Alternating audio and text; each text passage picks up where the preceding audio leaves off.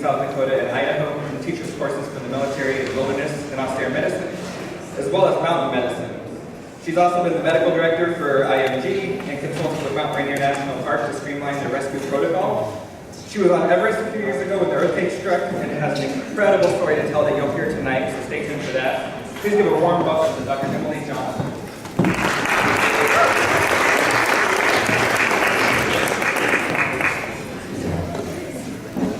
I'm just going to ask, can you guys hear me if I just speak loud? I'm asking the people in the back. Yeah? Yeah? Okay, let's do that. Is this going to turn it off? Okay. It's better than having that thing in my hand. I'll probably drop it or something like that. So good morning. Thank you for being here so early. I hope people have some mate or caffeine or just joie de vivre on board. Because I'm going to talk about adaptation to hypoxia. This is kind of a geeky talk. It is my favorite area of interest in wilderness and high altitude medicine. And I have a plan. There's a reason why I'm talking about this today. And you are part of my plan. So if two people from this room eventually decide to do research in this area, then I will have succeeded. If one person does, I will have succeeded. So what I want you to do is get interested in this, because there is so much room for research, and I have some ideas about how to do this, but every time I start to put the whole research plan together, I decide that I actually just need to go for a trail run. So I need somebody more committed than me. Okay, my dog, he makes me go. So anyway, adaptation to hypoxia, and what we're going to talk about here, what is hypoxia? So hypoxia, the hypoxic threshold for the carotid body. There are a lot of different hits, 94%, 70 to 75%, 70 to 75 millimeters of mercury. There are a lot of definitions of hypoxia. What does that mean? So this is one of them, but it sort of depends on the environment, and it depends on where you're applying it. So you can function normally in hypoxia because of your chemoreceptors in your carotid body, because your EPO producing cells in your kidneys, and because your pulmonary arteries smooth muscles. And a lot of people think, oh, you go to a hypoxic environment, you make more red blood cells, you're done, right? That's what a lot of people think. That's what the general public thinks. And that's what I get a lot when people are talking to me about going to altitude. Like, well, you just make those red blood cells and you're done. Is that the case? Absolutely not. There's a whole ton of other stuff that happens. And that's the interesting part. We got the whole EPO red blood cells thing down pretty well. So I want to talk about different types of hypoxia. There's one specific kind that I really want to talk about. So, oh no. Alex, I hit the big red button. I hit that button. Uh-oh, we don't know what it does. Crap. Okay. I'm going to hit the big red button again. Anyway, never mind. Phew, crisis averted. So anyway, blue tent, that's a normobaric hypoxia, right? So, is anybody here like a competitive cyclist or triathlete or runner? Somebody occasionally, that's it. That's all you guys are all busy in school, right? Okay. So, you hear about these things where you get this tent, and you sleep in an hypoxic environment, and then it makes you better at whatever you do. And so you can rent or buy these tents, and they scrub oxygen out of the environment. They're plastic, basically. And you sleep in there with a lower oxygen content than normal. So that is one way that people train. Does it work? Well, it does some things. It does work in some ways. But it is normobaric hypoxia, right? Because the pressure is the same. You're still at sea level, but you're breathing less than 21% oxygen. Does that make sense? So there is some benefit, but it's kind of an interesting environment too. I'm going to crawl into a plastic bag, and I'm going to go to sleep and hope this machine doesn't mess up and scrub all the oxygen out and I never wake up. But anyway, cool. So then there's hypobaric hypoxia. This is a hypobaric, everybody's heard of hyperbaric chambers, right? We also have hypobaric chambers, and they're mostly for research. There's one at University of Colorado. They have a Center for Altitude Medicine. And it's basically a hyperbaric chamber that it goes the other that is hypobaric hypoxia. And then there's field hypobaric hypoxia, which I separate all those out because in the field, when you're actually in the mountains, your whole environment is different. And the reason that guy looks so happy, even though he's at about 26,000 feet, is because he's a Sherpa. So here's, just some, that's meters across the bottom, barometric pressure across the top. You've got some places in the world that you may have heard of, and sort of, I think Denver is like 82% of sea level, and top Everest is like 28% of sea level. So those places, and the difference between, or the barometric pressure is different altitudes. And then, okay, obviously, with the barometric pressure, you still have 21% oxygen, right? But the molecules are just further apart, and so your inspired PO2 drops as the barometric pressure drops. There's the relationship between those two. There we go. So normobaric versus hypobaric hypoxia. So this is one of those things that people argue about quite a bit, because there are people that want to sell you these tents so that you'll train in them. And then there are also people that want you to believe that that normobaric and hypobaric hypoxia, that training in one of those tents or is going to make a big difference.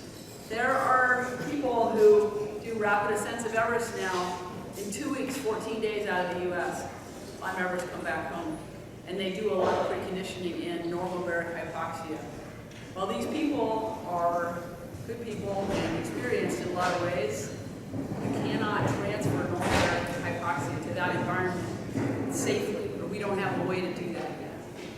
But you may hear about that. So we don't know exactly why. We don't know exactly what's different in hypobaria. And why don't we know? How often do you find somebody in a hypobaric environment? Like, how often do you have access to somebody in a profoundly hypobaric environment where you can draw blood, you can study them? The N is really small because there are not a lot of people that spend time in a hypobaric environment. And of those people, they're doing something else. They're not going to go to the South Col on Everest and hang out and have the blood drawn and, do an ultrasound or this and that, because people are up there to do something else. So it's really a difficult thing. These are all things that we think hypobaria may do, that these things don't happen in normobaric, but we're not entirely sure. So, like I said, the edges of this whole area of research are close in. There's a lot to do. There's a lot of information that we don't have. So field hypobaric hypoxia. So there are a lot of confounding factors. So on the one, there's just hypobaric hypoxia, then there's field hypobaric hypoxia. So what happens? You're up there, you're in the hypoxic environment for a long time, and you change over time. The changes start immediately when you get in a hypoxic environment, and changes continue for weeks or months. They keep going. Some changes may be durable. It may change you permanently if you go to a hypoxic environment and then come back. Most likely, the genes that I express are different than they were before I started going altitude. Nutrition and hydration status, obviously, it's not like you just put you in a hypobaric chamber. You got up, had your usual coffee, stopped by, got your regular cream cheese, drove into the hypobaric chamber. Like, there's that environment, and then you've been at base camp on Everest for 7 weeks, sleeping in a tent and everything else.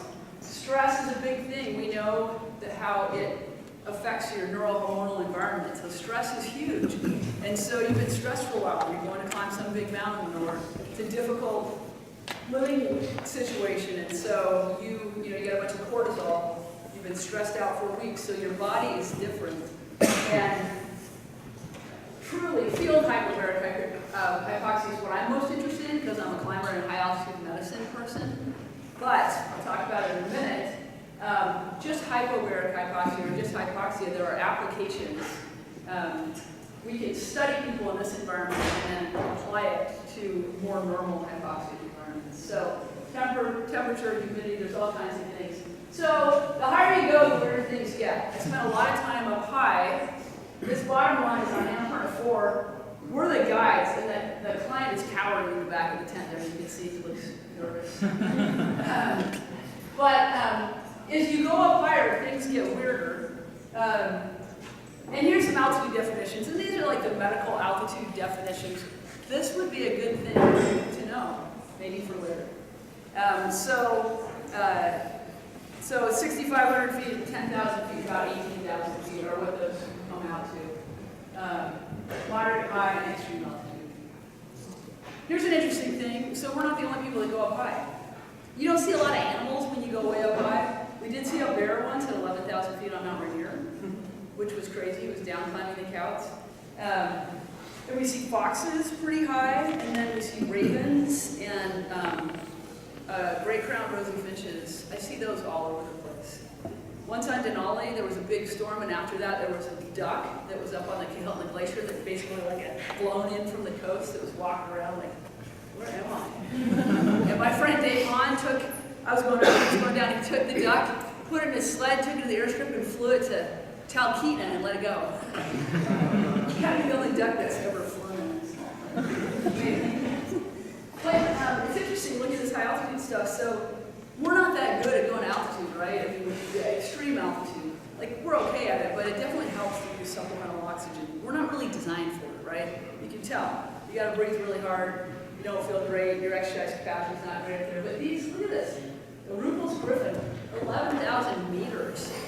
That's incredibly high. So how do they do that? Well, this is what's cool about studying this stuff too. Is the mammalian lung down here? You know, that's our alveoli. Like, the air comes in, and then it goes back out, right? It's a two-way stream. In a bird lung, the air goes in, and you have all the capillaries going perpendicular, and then the air goes out a different way.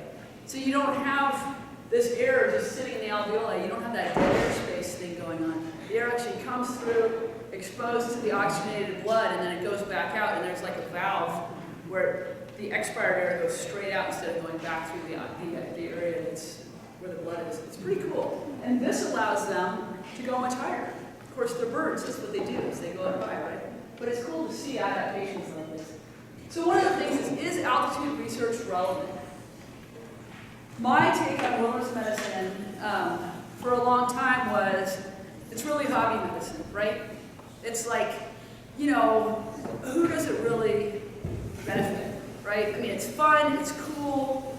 There's a small segment of the population that benefits profoundly from wilderness medicine, but we are all healthcare practitioners, right? And our goal is, you know, to help people, or to help the whole science of medicine move forward. And so, if we're just in this like little eddied out like wilderness medicine thing where we're like, you know, improvising traction splints out of backpacks and stuff like that, it's cool and it's fun.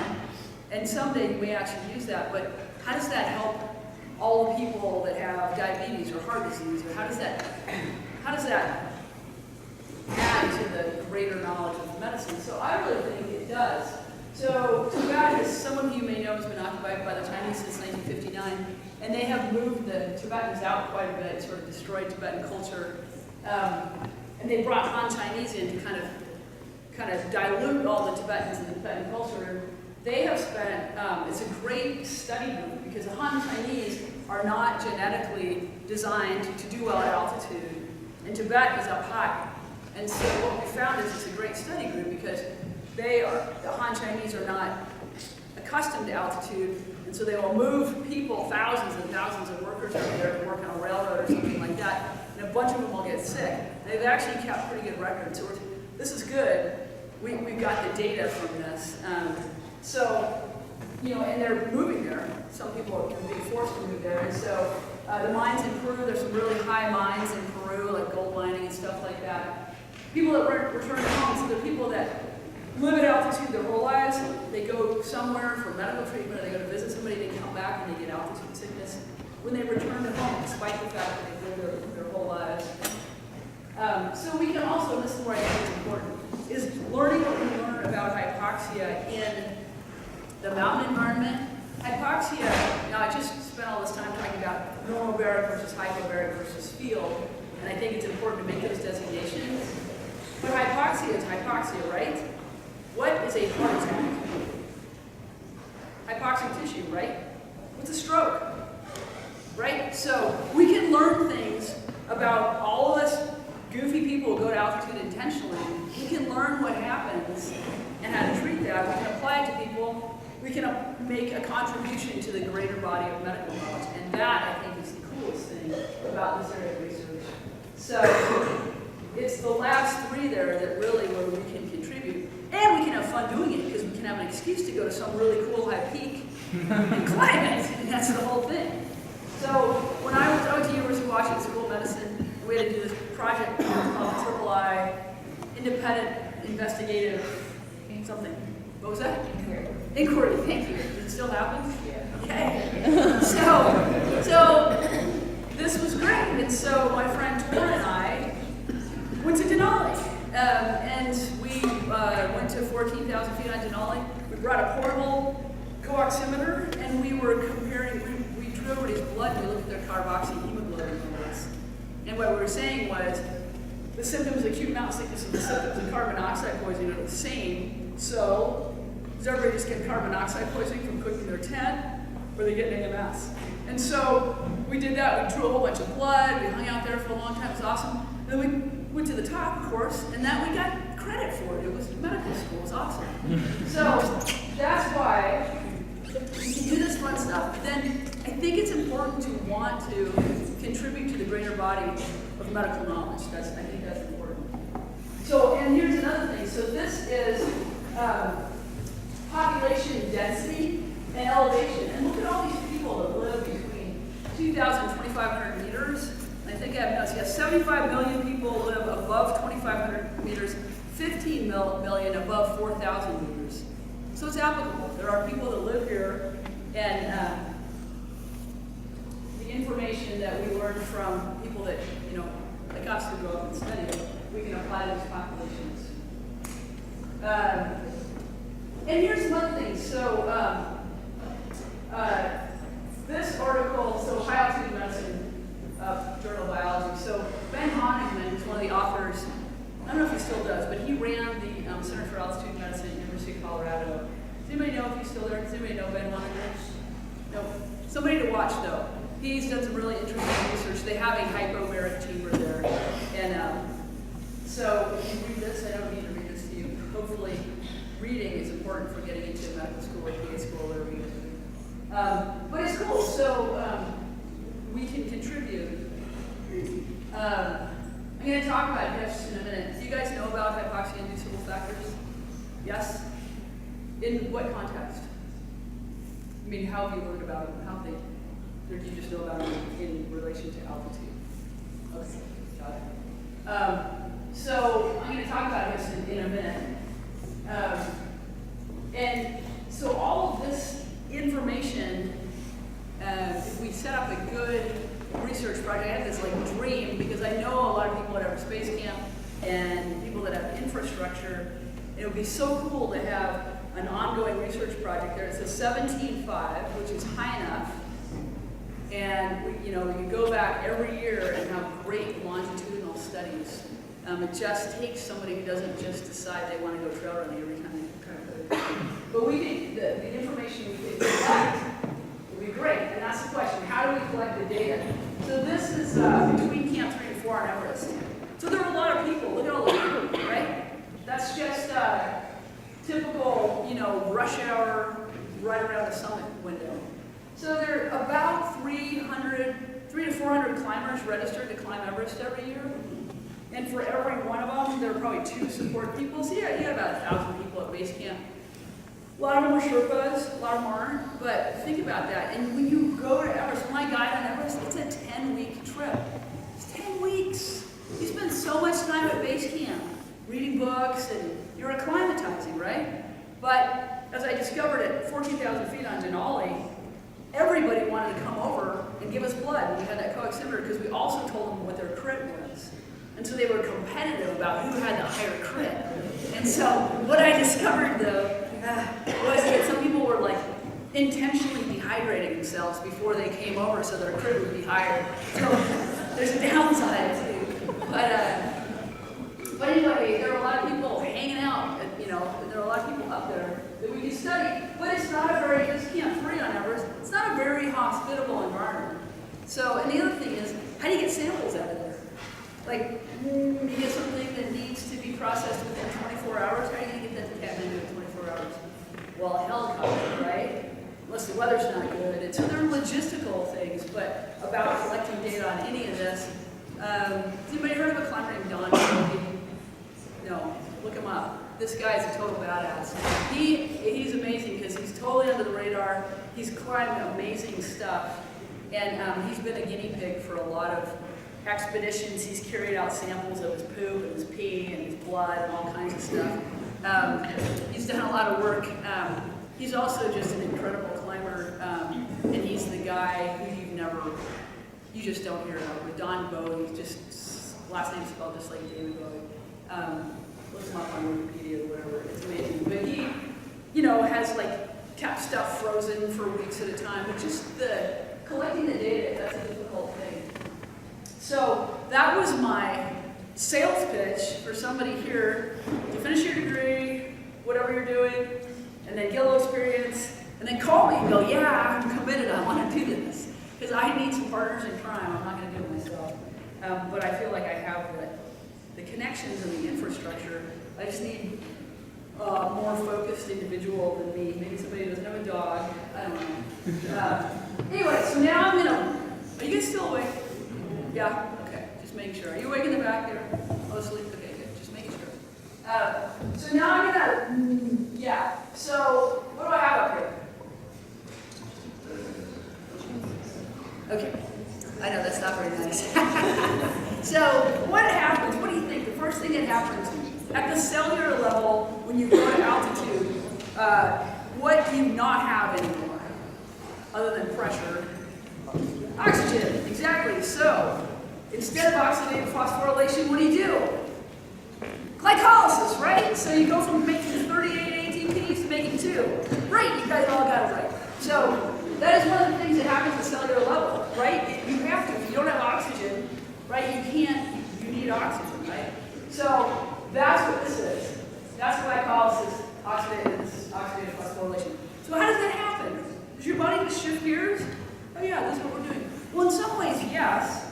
Your body kind of knows what to do when it's hypoxic, but in some ways, no. So it changes what the genes that you transcribe, and actually you downregulate transcription in general in a hypoxic environment, right? Because your body's like, oh crap, that thing that I need, oxygen that I need all day, every day, I don't have that right now. So I need to be economical about what the energy I'm expending, which you can imagine your body's doing that while you're trying to climb something. It's not really a very strong combination. But in general, transcription is downregulated, but the genes that deal with hypoxia are not downregulated as much as the other genes, right? Makes sense, right? Your body's like, I need to survive in this environment. So, what happens? You get cellular hypoxia, you get reactive oxygen species, and you trigger stabilization of HIF-1 alpha.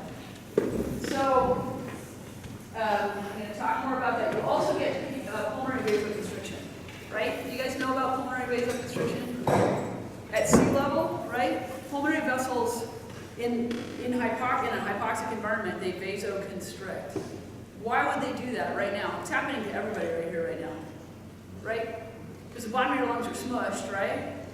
There's not much air going through them because you're not taking that deep tidal breath because you're sitting here, it's 8 o'clock in the morning and some crazy person is talking to you. So you're not taking that, so there's not much oxygen going through there, so why would those vessels, so those vessels are vasoconstricting, it's happening right now. If you go to altitude, you're hypoxic everywhere in your lungs, all of your vessels vasoconstrict. Think about that in terms of having the same amount of blood going through smaller pipes, right? But that's something that happens as well. How does this happen? So, HIF-1, it isn't just for hypoxia. It's not just for hypoxia anymore. So HIF-1, it affects genes involved in all these processes. And it does a lot more, okay? Vascularization, like embryonic development, it's pretty broad. what HIF1 does. And there it is. It's beautiful, isn't it? So you have alpha and beta subunits. So right now, you are making HIF1 alpha like crazy, and you're immediately breaking it down like that.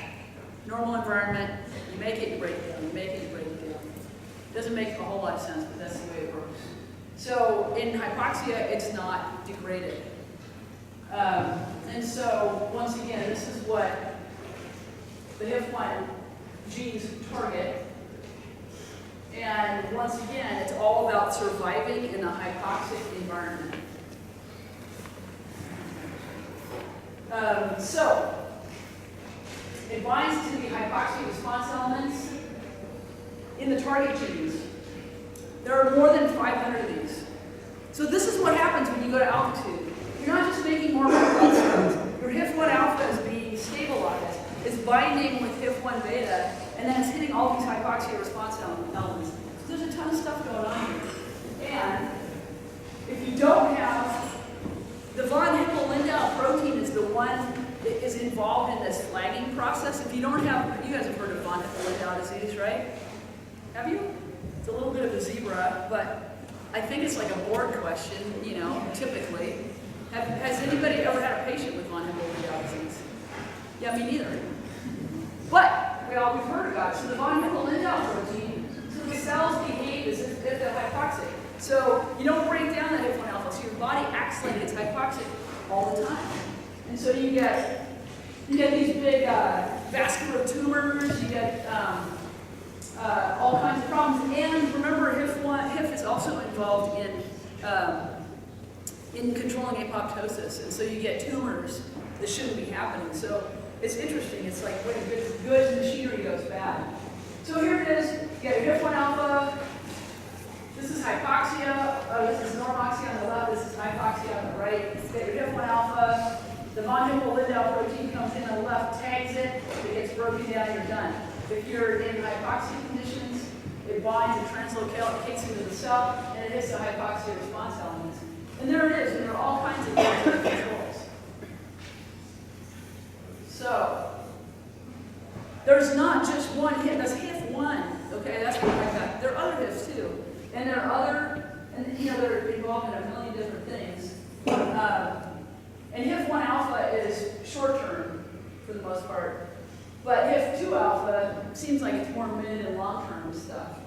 So we talked about this. It's basically, we're talking about acute response, but chronic response, HIF2 and other responses to hypoxia. This is basically what you do. So you do see elevating hemoglobin, and you do see elevating red blood cell mass. And that does happen. I checked my crit when I came back from Everest in 16, it was 54, which is pretty high for a female. I would have been barred from international triathlon and cycling competitions because my crit was too high. I probably could have appealed because I didn't take any performance-enhancing drugs, but still. So there's this other one, nuclear factor kappa B, and look at all these things that it does. So there is so much going on at the cellular level, at the molecular level. There's so much interesting work to do. So that's like the cellular molecular level. How can you study that? Well, you could look at what genes are being transcribed. And that's something you could actually do. There's an Australian scientist that I've worked with as a climber, but he also has a method for doing this, like with a cheek swab or a stool sample, where you can look at what is changing in the genes that are transcribed over time, because this happens immediately, and then it happens over time as well. You're making these changes, you know, there's short term, like right away, there's like a day out, there's a week out, there's a month out, all these things are happening. And so, organismal, so this is, you know, what happens on the organismal level. So pulmonary is the most important thing, right? That's the most substantial response that you get. So your hypoxic ventilatory response. So your carotid bodies, what do they respond to? What makes you guys breathe right now? The level of what? Your blood. Carbon dioxide, exactly, right? So what happens when you go to altitude? Your there's less oxygen, right? So you're breathing harder, right? You're breathing more. And what do? You blow off all your carbon dioxide, right? Because you're breathing hard, you're trying to get oxygen, you're blowing off your carbon dioxide. So then, does your body want to breathe? Not really. It's like, hey, I'm hypocarbic, actually. I don't really need to breathe. And this is one of the things that happens at altitude. And one of the reasons why it's hard to sleep at altitude when you first get there, right? Because your body's not sure when it's supposed to breathe. But what happens is over time, your carotid bodies remodel, they change, and your whole body changes so that instead of being triggered by your carbon dioxide level, it's being triggered by your oxygen level. But it takes time. That doesn't happen. The carotid body actually changes. It gets bigger. Like you can actually see it change. All of your vessels remodel. There's all kinds of stuff. Obviously, neurotransmitter release. But this is what happens in the short term. And so immediately you get that brief response to hypocapnia, where you get hypoxic ventilatory depression. So that's where your body's confused. And then eventually, it's kind of the process, HBR, HBD, PAH, where you get ventilatory adaptation to high altitude. It takes a while. And in between, you can be kind of uncomfortable. So once again, it's a process. And the ventilatory adaptation to high altitude is orchestrated by HIF1. And so think about studying it, seeing how fast that works, and think about if we could make that happen faster. So days to weeks or longer. And I can tell you that it's much easier for me to go to altitude than it was the first time that I went. It's much easier now than it was 5 years ago. Like there are changes that are durable, and maybe I go often enough that it never completely goes away, but it is much easier. It used to be, when I was learning to climb at altitude, they were like, yeah, you don't actually get accustomed to altitude, you lose it within 10 days. But I can tell you that that's not true, and we knew that intuitively, and now we actually have some science to prove it. So you get a respiratory alkalosis from hyperventilation, right? And then you increase your uric bicarb excretion. What is this process just like? What causes a bicarb diuresis? Is there a drug that people maybe use? What's that? Diamox, exactly. That's exactly what Diamox does. It seems old-line. It causes a bicarb diuresis. It's what your body was doing anyway. Which is when people ask me, should I take Diamox? I'm like, it's not really masking anything. It's speeding up the normal acclimatization process. There are lots of medications I'll tell them, nah, don't do that. It's going to mask something. Oxycodone at altitude? No, please don't. But as seen as old-line, it's doing what your body was doing anyway. You get bicarb diuresis. So all this stuff happens together. You get shift to the oxygen dissociation curve. You get an increase in the 2,3-DPG. This is all the stuff you guys learned about in your basic science and stuff. But it actually happens. But it's interesting because you get the respiratory alkalosis shifts it left, and then you get the increase in 2,3-DPG, and it shifts it right again. But then when you get really high up there, it can't accommodate it. It shifts left again when you get to extreme altitude. You're just breathing so much that it doesn't work. So you might have noticed. Does anybody know who Eric Swenson is? Anybody ever heard of this guy? Yes, a few people. Good. So he works at the VA in Seattle. He's a critical care guy. And this book is like a seminal book. And he worked with Peter Barch, he's worked quite a bit. This guy is another under the radar person. He's done a ton of research and altitude stuff. He's very smart and organized. And it's funny because when I was a med student at the VA doing internal medicine, one of my patients got moved to the ICU, and I came in and Eric Swenson was my attendant. And I knew who he was, altitude-wise, and he was kind of like my hero. And so, getting ready to present, I'm like, oh my God, Eric Swenson is the attendant. And they're like, who's that? And I was all nervous and stuff. But he's great. So this book, the work that he's done is incredible. This is an iBook, or an ebook, but it's very interesting. I know you guys think I'm a geek, but it's just amazing. And this is from a few years ago, 14, I think. But this is a reference book that I go back to on a regular basis. I have it on the desktop on my computer, and I read it sometimes when I'm on a plane or something like that, just to kind of verify what I'm thinking. So anyway, I just wanted to point out that I've excerpted quite a bit from his book because the research that he does and the way he's written it is really remarkable, I think. So, pulmonary, the other thing we were talking about, that increased, that vasoconstriction, so you have increased pulmonary artery pressure, you've got everything clamps down, right? I told you this was going to be a lot of words and not a lot of pictures. But anyway, you guys are going to do here. So this talks about calcium being involved in pulmonary vasoconstriction. And does anybody know what's a medication that we use for high altitude pulmonary edema? There are a few, but is there anyone that anybody can think of? Does anybody know how to treat high altitude pulmonary edema? So one of the medications we use is nifedipine, which is a calcium channel blocker. And so that's part of the reason why we use that. So there's calcium involved in this vasoconstrictive response. And people, if you have this excessive hypoxic pulmonary vasoconstriction, you can end up with right heart failure quickly. And this is one of the things that happens to people sometimes when they live at altitude their whole life and they go down and they come back up. They get this happens to them. Cardiovascular stuff, basically your coronary blood flow increases significantly. I think the #1 killer of men, like, I don't know, 20 to 35, 20 to 50 or something like that at high altitude is sudden cardiac death. Well, it is a serious stress for your heart. And so if people have some underlying cardiac disease going to altitude, if you look at coronary blood flow, cardiac output increases significantly. You can see it's a huge stress test. There's a question back there. Can you speak a little louder? Yes, I can. I can use the microphone too. Would you prefer that? Maybe worse. Yes, I can use it. Where is it, Alex?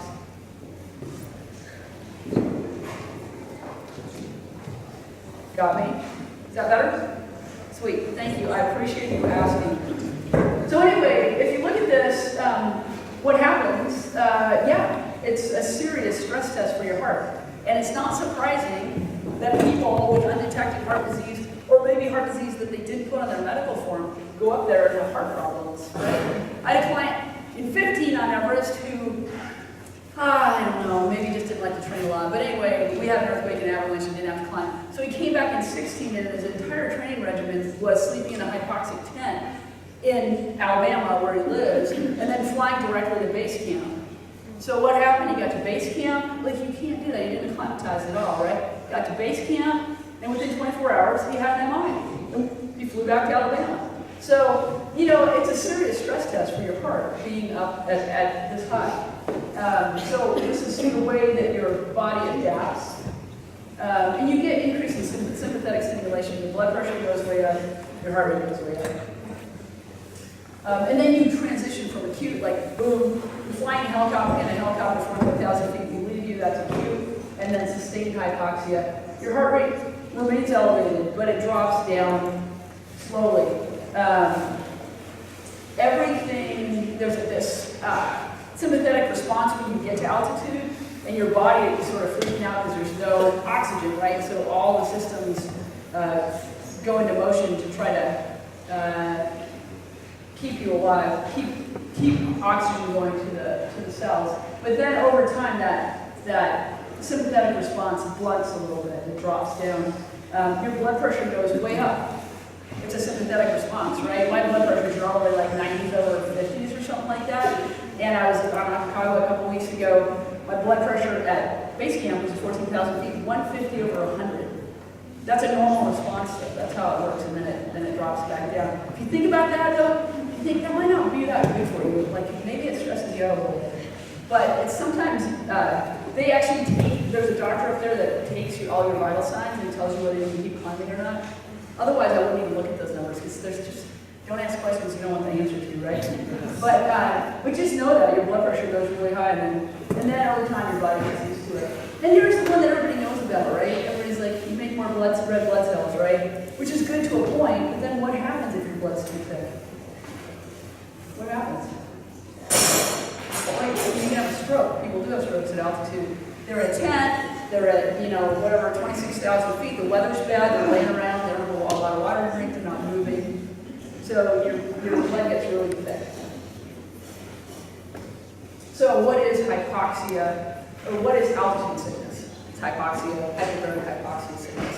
I'm going to run through these pretty quickly because Andy Lux is going to do a talk at 10 o'clock specifically on altitude sickness. And I've seen him do talks before and they're fantastic. So I'm just going to introduce you to a few concepts because they're in here, but I want you to watch his presentation because he's much better at some of these things than I am. So that is, the part that I just explained to you. There are some glazed faces out there. There are a few people that seem interested in it though. So when you get through school and all that stuff, and you decide that you want to do this like cellular molecular hypoxia research, find me because I really do. And by then, maybe I'll be tired of traveling all the time and want to do something else. So 2,500 meters is usually the bottom of mountain sickness, and then there are factors for predicting the likelihood of acute mountain sickness. But you can't always predict it, and some people will get it. And this is classic once again, Eric Swinson. We just don't know. Once again, it's great to be, I remember taking organic chemistry, getting ready for medical school, and I hadn't taken it as an undergrad because I was terrified of it, and then when I went back to med school when I was 40, and so I'm like 38 and I'm taking organic chemistry, and it was so cool, and the cool part was there's some edges of organic chemistry, there's some stuff that we don't even know how it works, and that's the cool part, and my organic chemistry professor called it the hand-waving zone, where, when people start waving their hands when they're explaining stuff, they really don't know. And that's what's cool about acute mountain sickness and about this molecular hypoxia stuff. So, traditionally described a continuum of high altitude cerebral edema, but, and this is just some information that we have on individuals with acute mountain sickness compared to well individuals, but the same person can go to altitude one time and get AMS and go to altitude another time and not get it. And, there are some people that are predisposed, but once again, because we don't know what happens exactly, we can't really predict it. Then this is what, I love this. So this is a hand-waving diagram. So you see a diagram with this many arrows and boxes, it means that we don't really know what's going on. So that's the point of that one, is there's all kinds of, arrows going both directions. Acute mountain sickness, and I think Andy will also talk about this stuff, the Lake Louise score, so I'm going to keep going. This is just relevant to the research I did on Denali, where the symptoms of carbon monoxide poisoning and the symptoms of acute mountain sickness and the symptoms of acute vizalgia. Does anybody here have acute vizalgia? You know what that is? That's the technical term, you need to learn this. That's a hangover. So it's the same thing, acute vizalgia. There may be one or two here, I don't know, people were up pretty late. So anyway, think about it. So we'll talk, I think Andy will cover this stuff. I just like that oxygen requires Chuck Norris to live. So some more on acute mountain sickness, acute cerebral edema. We're not entirely sure what's going on. Increased cerebral blood flow, some vasogenic edema, precipitated by hypoxia and hypobaric together, and ataxia is the seminal symptom. And once again, this is one way you can treat it. Put somebody in a bag. Anybody here claustrophobic? Can you imagine getting put in a gallon bag? And then you give them some oxygen, and as Dave Hahn says, oxygen makes everything better at altitude, even bad whiskey. And he's known for having bad whiskey and Swisher Sweet cigars at altitude, which is really bad. Altitude pulmonary edema, usually a few days after ascent. Men are more susceptible, we think. But once again, it's hard to come up with these numbers because people will get something that seems like, hey, like I'll be guiding somewhere on the person has, hey, they need to go down. And they go down and they go to like keto or something and they go see a doctor and the doctor says you have pneumonia because they see infiltrates in their chest x-ray. But the infiltrate is not pneumonia and they give them azithromycin. And so it's not infection, it's because they have pulmonary edema, but they can't tell the difference, they're not used to seeing it. So a lot of these numbers, we really don't know how many people get it and we really don't know how to do afterwards. One of my pet peeves is azithromycin. Everybody wants to take azithromycin to solve everything at altitude, which, like pulmonary, like HAPE. Is azithromycin going to help you if you have HAPE? No, right? Is it gonna hurt you? Maybe. I don't know, it causes QT prolongation, you're arrhythmogenic, you're at altitude, so maybe that's not good. But basically, there is a strong genetic predisposition for this, but you can also do silly things like exercise really hard at altitude and that'll make you predisposed to heat. And so, basically these are people that were doing great, and then all of a sudden they have no energy, and they're like short of breath at rest. And once you've seen it a couple times, it's pretty obvious. Everybody talks about like listening to their lungs. It's like, yeah, right, you're in a tent, it's like blowing 40 miles an hour, everything's flapping. The person's wearing like a down suit, and you're like gonna say that you can hear like little crackles in their lungs. Like I've heard people say that before, I'm like, I don't know. I mean, you can hardly hear lungs in a normal emergency department, right? So anyway, I don't want to steal Andy's fire, but there are some people that are susceptible. There may be some, they may show some exaggerated response, and this is some of the stuff, some of the work that Eric Johnston and Peter Barch have done in Switzerland. So symptoms and signs, what you would expect if you're not getting enough oxygen if you have fluid in your lungs. Really, they're not surprises here. The only one is fever, you get a low-grade fever. So, and there are a variety of theories for why HAPAC happens. And I want to say also, when I guide, on Rainier we guide groups of 4. So I'm a mountain guide and a doctor, but I'm probably a mountain guide more days a year than I am a doctor. But when I'm teaching a topic, I'm teaching, and then everybody will be on their own road teams, and I always say, if you ask 4 mountain guides the same question, you get 4 different answers, and they will all be right. And that's true also with some of the high altitude stuff. So I'm trying to keep the edges kind of fuzzy, because there's a lot of stuff we don't know. And you may see other mechanisms suggested, which is fine. And your job is to finish your training and go out and do the research to prove what it actually is. Once again, a hand waving, lots of arrows, lots of boxes, which basically means we're not exactly sure what happens. Once again, we talked about treating with amphetamine, the gamma bag, and last but not least, Kuba cough. You may have heard of this. It's not an infection, it's just some kind of cough that people get at altitude. And once again, they try to use azithromycin to treat this. Genetic adaptations, there are populations that do better at altitude. Sherpas do well at altitude, and we know that they are genetically distinct in a lot of ways, but we don't know exactly. Once again, these are different East Asian populations. So we know they're genetically distinct. We don't know exactly which genes work and what they're doing necessarily. This is some really great information I picked up in the internet. Like acute chronic hypoxia can lead to a decrease in mitochondria. Or this one where HIF1 causes tumors. This is great. It was on the internet, so it must be real. And then these masks, these hypoxia masks. So this is the kind of stuff you can find on the internet. This is where I think the future really is. Do you guys know about CRISPR-Cas9?